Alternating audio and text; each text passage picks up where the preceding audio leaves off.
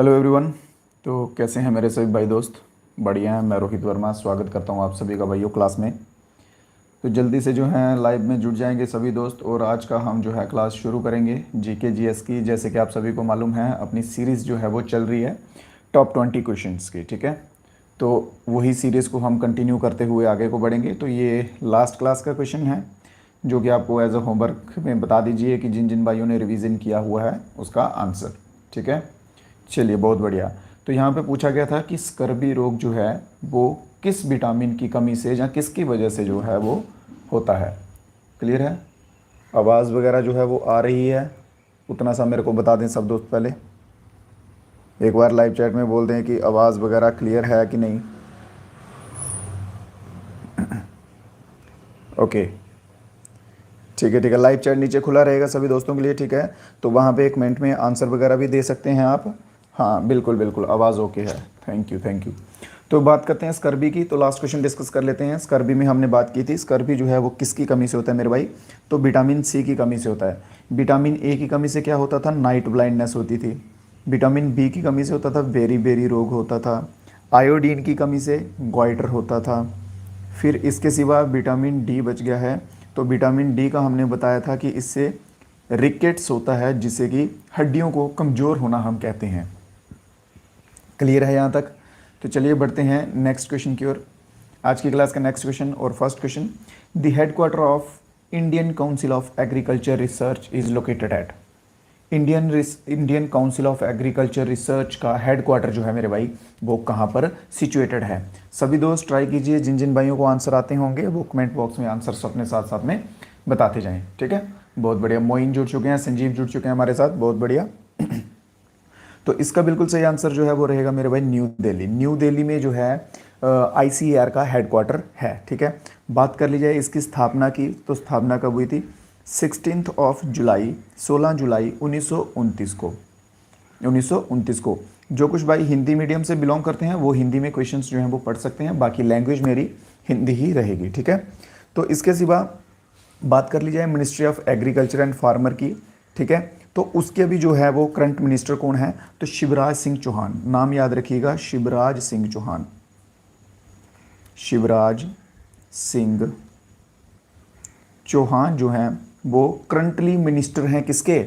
Ministry of agriculture and farmer के। ठीक है, इससे पहले कौन थे? इससे पहले थे बिफोर, ये देखिए मैं आपको इतना डिटेल में लिखवाने का बस एक ही मकसद है कि ताकि जो कुछ भाई हमारे बीच में नोट्स वगैरह बनाते हैं उनको कोई प्रॉब्लम ना आए। ठीक है, तो इससे पहले कौन थे? तो नरेंद्र सिंह तोमर। नरेंद्र सिंह तोमर। ठीक है, मिनिस्ट्री ऑफ एग्रीकल्चर के पहले थे नरेंद्र सिंह तोमर और अभी उसको रिप्लेस किया है शिवराज सिंह चौहान ने। शिवराज सिंह चौहान जो है वो पहले चीफ मिनिस्टर थे मध्य प्रदेश के, और अभी कौन है मध्य प्रदेश के currently chief minister? Mohan Yadav हैं। क्लियर है यहाँ तक मेरे भाई सभी को? चलिए बढ़ते हैं अपने नेक्स्ट क्वेश्चन की ओर। किसी क्वेश्चन में किसी भाई को कोई डाउट रह जाए, कोई क्वेश्चन समझ ना आए, कमेंट बॉक्स में बता दीजिएगा। 2011 की सेंसस के रिलेटेड पूछा गया है, मोस्ट इंपॉर्टेंट बन जाएगा क्योंकि 2011 की सेंसस से आपको क्वेश्चन देखने को 100% मिलने वाले हैं, चाहे आपकी कोई भी शिफ्ट हो। ठीक है, क्योंकि अभी तक सेंसस 2021 का नहीं हुआ है। ठीक है, तो इसका सीधा सीधा मतलब यही आता कि 2011 के सेंसस से क्वेश्चन आपको देखने को मिलेंगे ही मिलेंगे। तो इन्होंने क्वेश्चन में पूछा क्या है कि 2011 की सेंसस के अकॉर्डिंग अर्बन एरिया में जो है भारत की कितनी पॉपुलेशन जो है वो रहती थी? अर्बन एरिया होते हैं शहरी, अगर रूरल की बात कर ली जाए तो रूरल होते हैं ग्रामीण। ठीक है, रूरल होते हैं ग्रामीण और अर्बन होते हैं शहरी। ठीक है, अर्बन शहरी और रूरल ग्रामीण। तो बात की गई है यहाँ पे कि शहरों में तब कितनी जनसंख्या रहती थी? तो 31.15% जो हैं लोग उस समय शहरों में रहते थे 2011 की सेंसस के अकॉर्डिंग।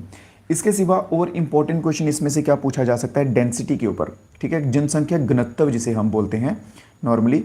तो सबसे ज़्यादा हाई अगर बात कर ली जाए कि हाई डेंसिटी वाला स्टेट जो है वो कौन सा था? ठीक है, तो वो था बिहार। कौन सा था मेरे भाई? बिहार जो है वो हाई डेंसिटी वाला स्टेट था। और अगर इसी के साथ बात कर ली जाए लो की, तो लो वाला कौन सा था? तो लो का है अरुणाचल प्रदेश। कौन सा है मेरे भाई? अरुणाचल प्रदेश आ जाएगा लो वाले में।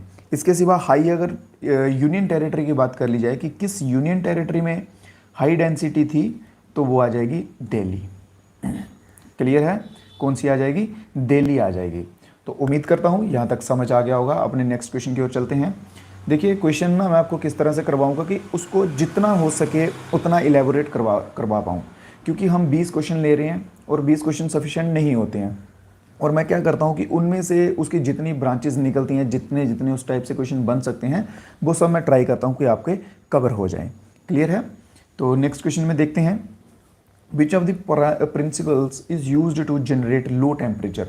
लो टेम्परेचर जनरेट करने के लिए मान लीजिए अगर कोई जगह है उसका हमने टेम्परेचर कम करना है, अगर गर्मियों के दिनों में रूम है तो हम एसी लगा के जो है वो टेम्परेचर कम कर देते हैं।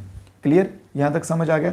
तो उन्होंने वही बोला कि कौन सा प्रिंसिपल उसके लिए, कौन सा सिद्धांत जो है वो यूज होता है। ठीक है, कौन सा सिद्धांत उसके लिए यूज होता है टेम्परेचर को कहीं भी गिराने के लिए। बहुत बढ़िया। तो ये जो है एडिवेटिक डीमैग्नेटाइजेशन, ये प्रोसेस जो है ये यूज़फुल होती है टेम्परेचर को, किसी भी जगह के टेम्परेचर को लो करने के लिए। अगर यहाँ पे डेफिनेट सी बात है ऑब्जेक्ट दिया होता तो ऑब्जेक्ट में हम कूलिंग ऑब्जेक्ट्स जो भी रहते हैं, एसी, कूलर, पंखा, उनका हम इस्तेमाल कर सकते थे या उनका नाम ले सकते थे। ठीक है, बट इन्होंने प्रिंसिपल पूछा है, सिद्धांत पूछा है, तो एडियाबैटिक डीमैग्नेटाइजेशन ये एक प्रिंसिपल है जिसके बेस्ड पे टेम्परेचर जो है किसी भी जगह का हम कम कर सकते हैं। क्लियर है यहाँ तक? चलिए नेक्स्ट क्वेश्चन देखते हैं। नेक्स्ट क्वेश्चन क्या रहेगा हमारा? हाँ, सभी दोस्तों से रिक्वेस्ट है कि साथ साथ में आंसर देते जाएं। क्या अभी भी 2011 के रिलेटेड क्वेश्चन आएंगे? बिल्कुल मेरे भाई, बिल्कुल आएंगे और 100% आएंगे। ठीक है, इस चीज़ को आप हल्के में मत लेना। ये एक टाइप का कह लीजिए आप मोस्ट फेवरेट टॉपिक बन चुका है इस टाइम एग्जामिनर्स का। क्लियर? नेक्स्ट क्वेश्चन है, most of the one horned rhinos are found in which national park. एक सींग वाला गैंडा जो है वो सबसे ज़्यादा कौन से पार्क में, कौन से नेशनल पार्क में जो है वो पाया जाता है? सर्वाधिक एक सींग वाले गैंडे राष्ट्रीय उद्यान में पाए जाते हैं। तो इसके लिए सबसे ज़्यादा फेमस जो है वो कौन सा है? Kaziranga national park. Kaziranga national park, जो कि कहाँ पर आता है? काजीरंगा नेशनल पार्क असम में आता है, जहाँ पे एक सींग वाले गैंडे जो है मेरे भाई पाए जाते हैं। क्लियर? इसके सिवा बात कर लें जिम कॉर्बेट नेशनल पार्क की, ये भी मोस्ट इंपॉर्टेंट हो जाएगा। जिम कॉर्बेट नेशनल पार्क कहाँ पे आएगा? उत्तराखंड में आएगा। और यहाँ पे क्या पाया जाता है जिम कॉर्बेट नेशनल पार्क में? यहाँ पे टाइगर पाए जाते हैं। क्या पाए जाते हैं? टाइगर पाए जाते हैं। और मोस्ट टाइगर, या आप कह सकते हैं नंबर 1 है जहाँ पे सबसे ज़्यादा टाइगर जो है वो पाए जाते हैं, वो कौन सी है? Jim Corbett national park Uttarakhand की। इसके सिवा बात करते हैं ऑप्शन नंबर बी की, रणथंभौर की। तो रणथंभौर जो है ये भी नेशनल पार्क है। ये कहाँ पे आ जाएगी? राजस्थान में आ जाएगी। कहाँ आ जाएगी मेरे भाई? राजस्थान में आ जाएगी। और बांदीपुर नीचे जो बचता है एक, ये भी मोस्ट इंपॉर्टेंट बनेगा। ये बनेगा कर्नाटका से। कहाँ से बनेगा? कर्नाटका से बनेगा। और ये भी फेमस है किसके लिए? टाइगर्स के लिए फेमस है। और ये सेकंड नंबर पे आ जाती है, सेकंड लार्जेस्ट टाइगर पॉपुलेशन यहाँ पे आपको देखने को मिल जाएगी। क्लियर है?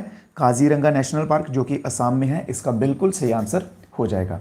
इसके सिवा आपको एक चीज़ बता दूं, देखिए आज के टाइम पे सोर्सेस बहुत हैं पढ़ने के, और कन्फ्यूज़न भी उसी के साथ बहुत हो जाती है।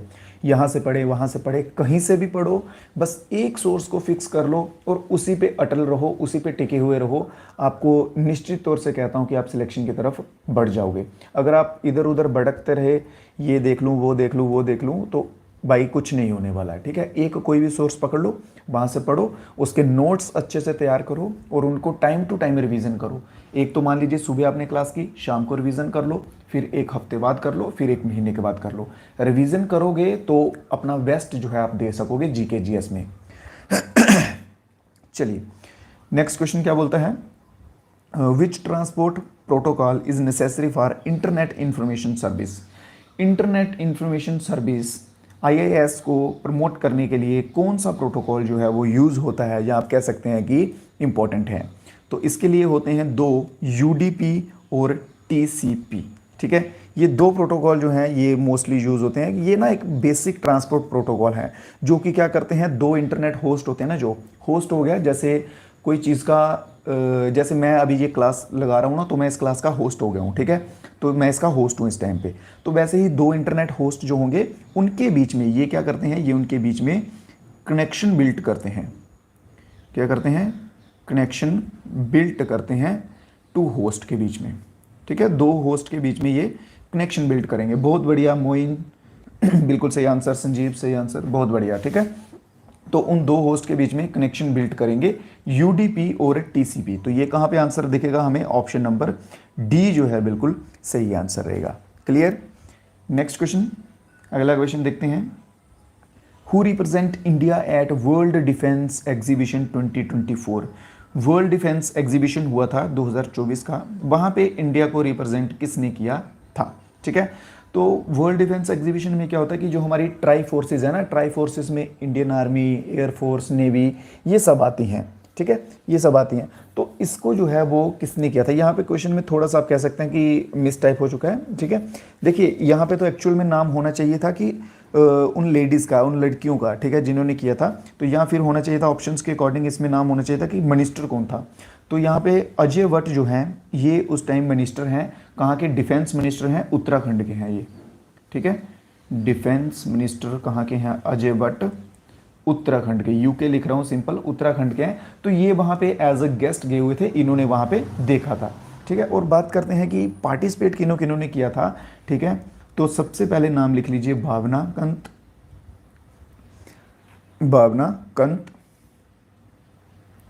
फिर दूसरे नंबर पे नाम लिखिए पोनुंग, और तीसरे नंबर पे नाम लिखिए अनु प्रकाश। ठीक है, अनु प्रकाश। ये तीन लोग थे, ये तीन जन थे जिन्होंने इसको रिप्रेजेंट किया था। और बात करें गेस्ट की, तो हमारे डिफेंस मिनिस्टर उत्तराखंड के अजय भट्ट जो है वहाँ पे प्रेजेंट थे उस टाइम पे। क्लियर है? चलिए नेक्स्ट क्वेश्चन देखते हैं। अगला क्वेश्चन क्या कहता है? The allocation of seats for each state of India in Rajya Sabha is specified in the dash schedule of the constitution. देखिए सिंपल सा इन्होंने पूछा है कि राज्यसभा में सीट्स होती हैं हर एक स्टेट की, हर एक यूनियन टेरिटरी की। ठीक है, सीट्स होती है ना, हर एक यूनियन टेरिटरी और स्टेट से एक एक मेंबर होता है राज्यसभा में। तो वही इन्होंने पूछा है कि वो कौन से शेड्यूल के अंडर आता है जिसमें कि सीट्स जो है वो एलोकेट की जाती हैं। मैं ना आपको इसकी ट्रिक बताता हूँ, सभी शेड्यूल्स जो हैं वो याद करने की। 12 जो हैं, टोटल कितने शेड्यूल होते हैं? 12 शेड्यूल होते हैं। ठीक है, जैसे ही क्लास खत्म होता है मेरे को कोई बच्चा रिमाइंड करवा देना लाइव चैट में, तो मैं आपको क्या है ट्रिक जो है वो याद करवा दूंगा। इसकी बहुत ईजी है। ठीक है, तो यहाँ पे फिलहाल आप इतना याद रखिए कि 4th नंबर का शेड्यूल जो है वो होता है एलोकेट राज्यसभा में नियुक्ति के लिए या चुनने के लिए। क्लियर? नेक्स्ट क्वेश्चन लास्ट में मेरे को याद करवा देना एक बार। ठीक है, तो मैं आपको ट्रिक बता दूंगा। नेक्स्ट क्वेश्चन है, the rock shelters of Bhimbetka are famous for which of the following? Bhimbetka most important question, Madhya Pradesh में जो है वो प्रेजेंट हैं भीमबेटका। ठीक है, तो वर्ल्ड हेरिटेज साइट यूनेस्को में भी जो है इनका नाम है भीमबेटका का। किसके लिए? क्योंकि इनकी गुफाओं में जो है वो पेंटिंग्स मिली हैं और ये बहुत ही पुरानी गुफाएं हैं। ठीक है, उसमें क्या मिला है कि आप कह सकते हैं ओल्डेस्ट साइन मिले हैं ह्यूमन लाइफ के, जो कि 10,000 वर्ष पहले के हैं। ये मान्यता क्या है? 10,000 ईयर्स एगो के वो ह्यूमन लाइफ के साइन जो है वहाँ पे मिले हैं, ह्यूमन लाइफ के साइन मिले हुए हैं। ठीक है, भीमबेटका में। अभी ऑप्शन देख लेते हैं, ऑप्शंस में कौन सा रहेगा? Because of the sign of painting done during Maurya dynasty. क्या ये मौर्य डायनेस्टी के टाइम पीरियड पे साइन हुए थे? बताइए जल्दी से। दूसरा ऑप्शन है because of the sign of Mughal sculpture, because of the sign of Dravida sculpture, because of the oldest sign of human on Indian subcontinent. तो ऑप्शन नंबर डी जो है बिल्कुल सही रहेगा, क्योंकि इसमें सबसे पुराने ह्यूमन लाइफ के साइन जो है वो मिलते हैं इंडियन सब कॉन्टिनेंट के। ठीक है, द्राविड का कोई इसमें रोल नहीं है, मुगल्स का कोई रोल नहीं है, इसमें मौर्य डायनेस्टी का कोई रोल नहीं है। तो ऑप्शन नंबर कौन सा सही हो जाएगा? ऑप्शन नंबर डी मेरे भाई एकदम बिल्कुल सही जवाब जो है आपका हो जाएगा। नेक्स्ट क्वेश्चन देखते हैं। वेलकम टू पैराडाइज जो है वो किसके द्वारा लिखी गई है? स्वर्ग में आपका स्वागत है, ये किसके द्वारा लिखी गई है? बुक है ये। ठीक है, बेसिकली ये क्या है? ये बुक है। Welcome to paradise book is written by वोम। तो ये लिखी गई है ट्विंकल खन्ना, जो कि ऑप्शन नंबर सी में बिल्कुल सही हो जाएगा। किसके द्वारा लिखी गई है मेरे भाई? ट्विंकल खन्ना के द्वारा। साथ साथ में सभी दोस्तों से एक रिक्वेस्ट रहती है मेरी जेन्युइन सी कि आंसर्स जो है मेरे भाई सभी दोस्त दिया करिए साथ साथ में, जो कोई क्वेश्चन का आंसर आता है आपको। ठीक है, जस्ट अ मिनट यार ये। चलिए next question. In which of the following article of the Indian constitution it is written that India that is Bharat होगा यहाँ पे, that is Bharat shall be a union of state. किस आर्टिकल में जो है ये चीज़ मेंशन की गई है कि India that is Bharat shall be a union of state. India जो कि भारत है एक राज्यों का एक गण है, जो संगठन है, ठीक है। तो हमारा आर्टिकल का सबसे पहला आर्टिकल, आर्टिकल नंबर 1 जो है इंडियन कॉन्स्टिट्यूशन का, वो बिल्कुल सही आंसर हो जाएगा। आर्टिकल नंबर 1 में यही चीज़ बताई गई है कि Bharat India that is Bharat shall be a union of states, ठीक है मेरे भाई। तो ऑप्शन नंबर ए यहाँ पे जो है बिल्कुल सही हो जाएगा। अगले क्वेश्चन की ओर बढ़ते हैं। गुड मॉर्निंग सभी दोस्तों को, गुड मॉर्निंग। सपना, शाफीत, गुड मॉर्निंग, गुड मॉर्निंग। तो नेक्स्ट क्वेश्चन है प्लाज्मा मेम्ब्रेन से रिलेटेड है कि इन्होंने बोला है प्लाज्मा मेम्ब्रेन जो कि यूकैरियोटिक सेल से बनती है, ठीक है। What is the plasma membrane made of in a eukaryotic cell. Eukaryotic cell में प्लाज्मा मेम्ब्रेन जो है वो किस चीज़ से बनती है, ठीक है, किस चीज़ से बनती है। तो ये बनती है फॉस्फोलिपिड से। किससे? फॉस्फोलिपिड से बनती है, जो कि ऑप्शन नंबर ए में मेरे भाई दिया हुआ है, ठीक है। यहाँ पे प्लाज्मा मेम्ब्रेन की बात की गई है, ठीक है। अगर से वो बनती के स्ट्रक्चर में पूछा गया, अगर वो किस चीज से बनती है उसके स्ट्रक्चर का पूछा गया यूकैरियोटिक सेल में, ठीक है। अगर नॉर्मली पूछते कि उसमें होता क्या है, तो उसमें होता है लिपिड एंड प्रोटीन। क्या होता है? अगर पूछते उसमें होता क्या है, तो उसमें होता है लिपिड और प्रोटीन उसमें प्रेजेंट होता है। वो बनती है फॉस्फोलिपिड से बनती है। ये एक वाई लेयर होती है, सिंगल लेयर होती है, ठीक है। क्या होती है मेरे भाई? ये एक वाई लेयर स्ट्रक्चर होता है जो कि प्लाज्मा मेम्ब्रेन का यूकैरियोटिक सेल्स में, ठीक है। एक मिनट होल्ड कीजिए।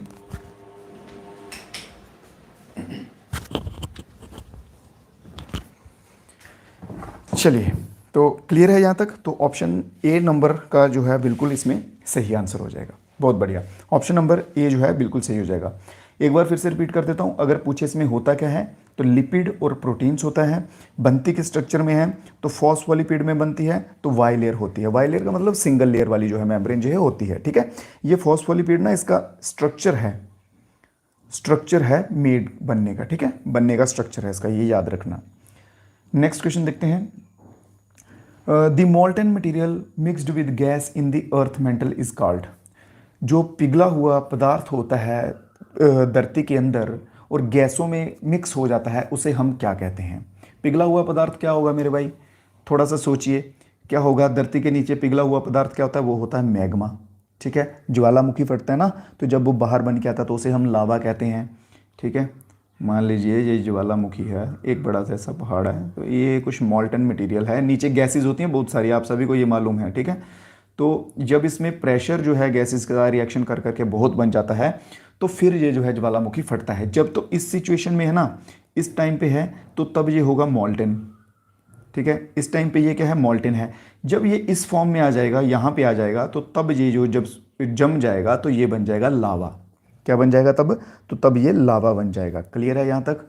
तो ऑप्शन नंबर डी जो है हमारा यहाँ पे बिल्कुल सही आंसर हो जाएगा। चलिए नेक्स्ट क्वेश्चन देखते हैं। अगला क्वेश्चन क्या कहता है? What is the profit earn by a business firm in addition to the opportunity cost of factor input. देखिए, अपॉर्चुनिटी कॉस्ट ना एक टॉपिक होता है इकोनॉमिक्स में। अपॉर्चुनिटी कॉस्ट होता क्या है, फर्स्ट ऑफ ऑल आप ये समझ लीजिए। अपॉर्चुनिटी कॉस्ट होता है कि मनी का, पैसे का, या फिर अपने बेनिफिट का लॉस करवाना कोई एक अच्छी चीज़ को ना चुन के। मान लीजिए अभी बोली लग रही है कि ऑप्शन है मेरे सामने, 5 ऑप्शन हैं, ठीक है। तो मैंने उनमें से एक गलत ऑप्शन चूज़ कर लिया, तो वहाँ पे मेरा मनी का भी लॉस हुआ, ठीक है, मेरे को जो उससे फ़ायदा हो सकता था उसका भी लॉस हुआ।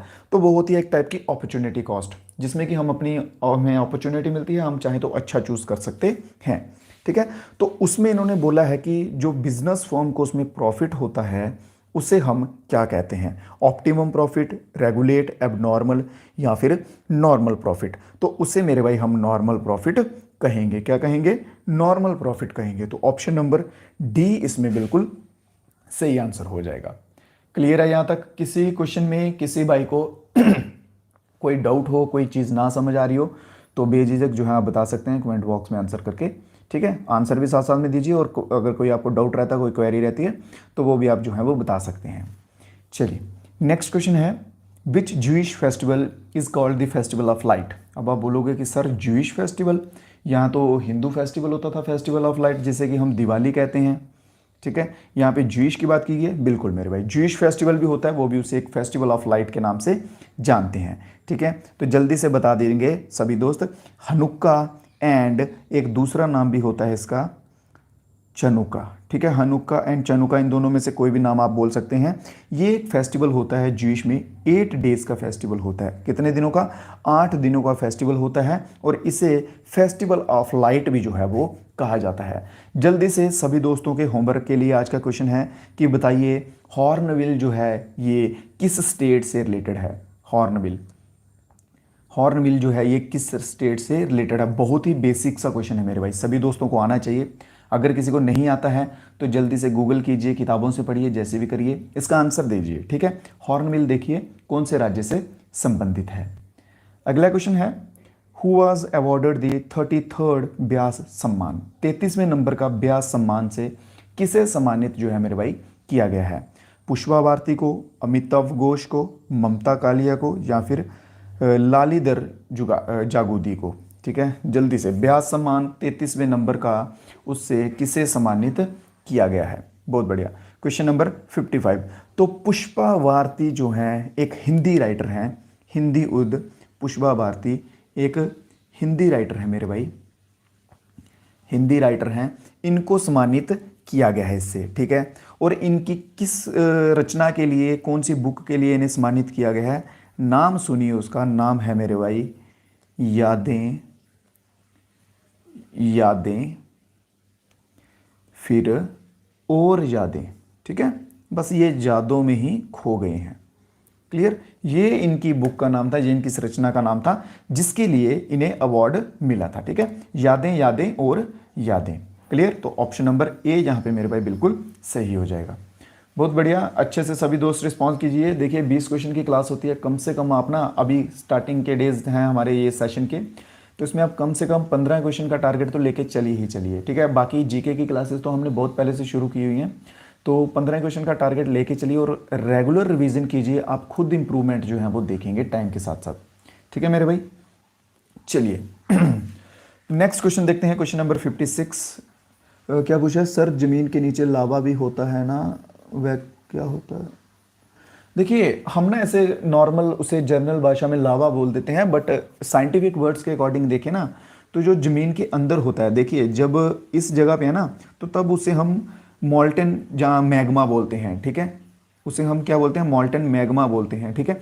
और जब ये जहाँ से बाहर आ जाता है ना फट के, फिर देखा होगा आपने जम जाता है, तो इस चीज़ को हम लावा बोलते हैं, ठीक है। वो तो हम नॉर्मली लावा सभी लोकल लैंग्वेज में अपनी बातों में बोलते हैं, लावा निकला, तो वो चीज़ है, ठीक है। साइंटिफिकली देखा जाए तो जब बाहर निकलाता है तब लावा होता है, जब धरती के अंदर होता है तो तब वो है मैग्मा होता है, क्लियर। तो खजुराहो डांस फेस्टिवल की बात की गई है मेरे भाई। खजुराहो डांस फेस्टिवल किस वर्ष में जो है वो स्टार्ट हुआ था? खजुराहो डांस फेस्टिवल किस वर्ष में स्टार्ट हुआ था? बहुत बढ़िया, तो 1975 मेरा भाई बिल्कुल सही आंसर हो जाएगा। 1975 में खजुराहो डांस फॉर्म जो है वो स्टार्ट की गई थी। तो ऑप्शन नंबर कौन सा इसमें सही रहेगा? ऑप्शन नंबर ए जो है बिल्कुल सही हो जाएगा। अगला क्वेश्चन देखते हैं, इसके बाद 1-2 क्वेश्चन और है आज की क्लास का, फिर हम क्लास जो है अपनी दी एंड करेंगे। What was the name of Gautam Buddha mother? Gautam Buddh, Mahatma Buddh जो हैं, इनकी माता जी का नाम क्या था? माया, त्रिशला, कनिका या फिर कौशल्या? ये चारों के चार नाम जो है ना, ये चारों के चार नाम इंपॉर्टेंट हैं मेरे भाई। क्या है? इंपॉर्टेंट हैं, ठीक है। चलिए तो लिख लेते हैं। सबसे पहले ऑप्शन नंबर ए देखते हैं। तो सबसे पहले ऑप्शन ए जो है, ये महामाया इनका पूरा नाम है। तो ये किसके मदर हैं? ये बुद्धा के मदर हैं, महात्मा बुद्ध की मदर हैं। फिर इसके बाद बात करते हैं त्रिशला की। तो त्रिशला किसकी हैं? महावीर की। महावीर कौन है? जैनिज्म के रियल फाउंडर जिन्हें कहा जाता है, ठीक है। 24 तीर्थंकर में से 24 नंबर के तीर्थंकर जैनिज्म में महावीर जो है, इनकी मदर है त्रिशला। फिर इसके सिवा कनिका को छोड़ सकते हैं। कौशल्या जो हैं, कौशल्या है मदर ऑफ, जल्दी से बता दीजिए किसी बच्चे को मालूम हो, कौशल्या किनकी माता का नाम था? Mother of Lord Rama. Shri Ram जो लॉर्ड रामा हैं, उनकी मदर का नाम है कौशल्या, ठीक है। तो बुद्धा के फादर का भी लिख लीजिए साथ में, बुद्ध का टॉपिक चल रहा है तो बुद्धा के फादर का भी लिख लीजिए, सुदोधना। सुदोधना जो है ये बुद्धा के फादर थे। क्लियर है यहाँ तक? कोई डाउट तो नहीं किसी भाई को? महामाया महात्मा बुद्ध की माता थी, त्रिशला महावीर जी की माता थी, कौशल्या भगवान राम जी की माता थी, और सुधोधना जो है वो महात्मा बुद्ध के फादर थे, पिता थे। ठीक है, चलिए नेक्स्ट क्वेश्चन देखते हैं इसी के साथ। In India when the president is to be impeached for violating constitution the charge is laid by. देखिए मैं आपको सिंपल भाषा में ना एक्सप्लेन करके बताता जाता हूँ क्वेश्चंस। इन्होंने पूछा है कि भारत में जब राष्ट्रपति जो है ना, राष्ट्रपति को हम हेड बोलते हैं पूरे इंडिया का, ठीक है, फर्स्ट मेंबर बोलते हैं उसे, ठीक है, फर्स्ट सिटीजन बोलते हैं भारत का। तो अगर राष्ट्रपति जो है, राष्ट्रपति कॉन्स्टिट्यूशन के साथ खिलवाड़ करेगा, जहाँ कॉन्स्टिट्यूशन का गलत तरीके से इस्तेमाल करे, तो उसके ऊपर एक्शन जो है वो कौन ले सकता है, उसके ऊपर चार्जेस कौन लगा सकता है। ऐसे होता है ना कि कोई अगर गलत करेगा, तो अगर नॉर्मल पब्लिक में गलत करेगा तो पुलिस जो है उसके ऊपर चार्जेस लगाती है। तो वैसे प्रेसिडेंट की बात की जाए तो कौन लगाएगा, ठीक है, कौन सा हाउस जो है इस पर चार्ज लगाएगा? लोकसभा, ठीक है, या फिर कोई भी हाउस लगा सकता है, लोकसभा, राज्यसभा, या फिर सिर्फ राज्यसभा, या फिर यूनियन काउंसिल ऑफ मिनिस्टर। तो कौन जो है उस पर लगा सकता है, प्राइम मिनिस्टर पे, इंपीचमेंट वायलेशन का चार्जेस? तो कोई भी, राज्यसभा हो चाहे लोकसभा हो, जो भी नोटिस करेगा कि राष्ट्रपति जी जो हमारे हैं वो ऐसा कर रहे हैं, वैसा कर रहे हैं, कॉन्स्टिट्यूशन को वायलेट कर रहे हैं, तो इनमें से कोई भी हाउस जो है उन पे चार्ज लगा सकता है। और ये कौन से आर्टिकल के अंदर आता है, कौन से आर्टिकल के अंदर आता है? आर्टिकल नंबर 61 में आता है। क्या आता है? 61 में आता है, लिख लीजिए, procedure for impeachment of president. ठीक है, आर्टिकल्स जो हैं वो हर एक पॉलिटी का जो भी क्वेश्चन बनेगा उसके साथ साथ मैं ट्राई करूंगा, आपको करवाता जाऊंगा सभी के सभी। अगर उसके बावजूद भी कोई आर्टिकल बच जाता है तो वो स्पेसिफिक हम क्लास में कर लेंगे। ठीक है, तो आर्टिकल नंबर 61 याद रखिए, और कोई भी हाउस जो है वो चार्जेस लगा सकता है। नेक्स्ट क्वेश्चन की ओर बढ़ते हैं। The factor responsible for winter rainfall in north west India. North west India में, उत्तर पश्चिम भारत में जो सर्दियों के दिनों में बारिश होती है, उसके लिए कौन से फैक्टर जो हैं वो रिस्पॉन्सिबल हैं? तो कौन से फैक्टर उसके लिए रिस्पॉन्सिबल हैं? जल्दी से, वेस्टर्न डिस्टर्बेंस की वजह से होती है, साउथ वेस्ट मानसून की वजह से, साउथ ईस्ट डिस्टर्बेंस, या फिर ईस्टर्न डिस्टर्बेंस की वजह से होती है? तो ये होती है वेस्टर्न डिस्टर्बेंस की वजह से। ठीक है, वेस्टर्न डिस्टर्बेंस की वजह से जो है ये होती है, ये इसकी वजह से जो है नॉर्थ वेस्ट इंडिया में रेनफॉल होता है सर्दियों के दिनों में। किन दिनों में होता है? सर्दियों के दिनों में। हर एक टॉपिक ना अपने आप में बहुत इंपॉर्टेंट है, जैसे विंड का हो गया, रेन साइकिल का हो गया, और मैं ट्राई करूंगा कि जैसे ये वाली सीरीज खत्म होती है तो उसके बाद टॉपिक वाइज आपकी क्लासेस पकड़ने की कोशिश करूंगा। चलिए आज की क्लास का देखते हैं नेक्स्ट और last question. Which Indian para player was recently awarded the Asia west young athlete 2023? 2023 का इंडियन पैरा प्लेयर जिसे कि वेस्ट एशिया का वेस्ट यंग एथलीट से सम्मानित किया गया है, वह कौन है? देवेंद्र हैं, शीतल है, या फिर प्रमोद हैं, या फिर अवनी है? बहुत बढ़िया, जल्दी से आंसर जो है सभी बच्चे आने देंगे। ठीक है, पैरालंपिक कमेटी ने, किसने? पैरालंपिक कमेटी ने इन्हें बेस्ट यंग एथलीट जो है वो घोषित किया है, और वो कौन है? वो है शीतल देवी। कौन है? शीतल देवी। ये किससे संबंधित है मेरे भाई? तो आर्करी से संबंधित है। आर्करी क्या होगा? तीरंदाजी। ठीक है, हिंदी वाले बच्चे, तीरंदाजी आर्करी होता है, ठीक है, उससे संबंधित है। उसमें इन्होंने अपनी पोजीशन में टॉप किया है, ठीक है, टॉप की परफॉर्मेंस दी है, तो इस वजह से शीतल देवी को जो है वो वेस्ट यंग एथलीट कहा गया है एशिया का 2023 में। तो क्लियर है यहाँ तक सभी दोस्त? मेरे को अभी ना कमेंट बॉक्स में एक बार बता देंगे सभी दोस्त मिलके कि क्लास जो है वो कैसी लगी है, क्वेश्चंस आपको समझ आए कि नहीं आए। अगर किसी चीज़ की ज़रूरत है तो वो भी ज़रूर, ठीक है, रिक्वेस्ट है मेरी आपसे, हम्बल रिक्वेस्ट है कि रिस्पांस जो है वो दिया करिए, ताकि अगर मुझे कोई इंप्रूवमेंट की ज़रूरत हो किसी चीज़ में तो मैं उस चीज़ को इम्प्रूव कर सकूं, आपके तक और अच्छे से कंटेंट जो है आपको दे सकूं, ताकि आपको एग्ज़ाम के टाइम पे स्ट्रगल ना करना पड़े। तो आज की क्लास जो है मेरे भाई, आज की क्लास दी एंड हो चुकी है। तो सभी दोस्त थोड़ा प्यार दिखाएंगे, लाइक वगैरह कर देंगे वीडियो को, और जिन भाइयों ने अभी तक सब्सक्राइब नहीं किया सब्सक्राइब भी कर देंगे, हो सके तो अपने दोस्तों के साथ शेयर भी कर देंगे। क्लियर है दोस्तों? तो चलते हैं, आज की क्लास के क्वेश्चंस इतने ही थे। दीजिए इजाज़त, कल फिर से मिलेंगे कुछ नए क्वेश्चंस के साथ। तब तक के लिए मेरे भाई जय हिंद, जय भारत। अगर किसी भाई का इसके सिवा कोई डाउट हो तो लाइव चैट में देख पा रहा हूँ तो आप बता सकते हैं जल्दी से। किसी भाई का कोई डाउट हो, कोई क्वेरी हो तो आप जल्दी से बता सकते हैं, अदरवाइज हम अपनी क्लास जो है वो दी एंड करेंगे अभी। ठीक है, बहुत बढ़िया। तो किसी भाई की कोई क्वेरी नहीं आ रही है तो मैं समझ सकता हूँ कि कोई डाउट नहीं होगा किसी भाई का। Okay fine. तो चलिए दोस्तों, मिलेंगे कल फिर से सुबह सेम टाइम पे। ठीक है, तो तब तक के लिए जय हिंद, जय भारत।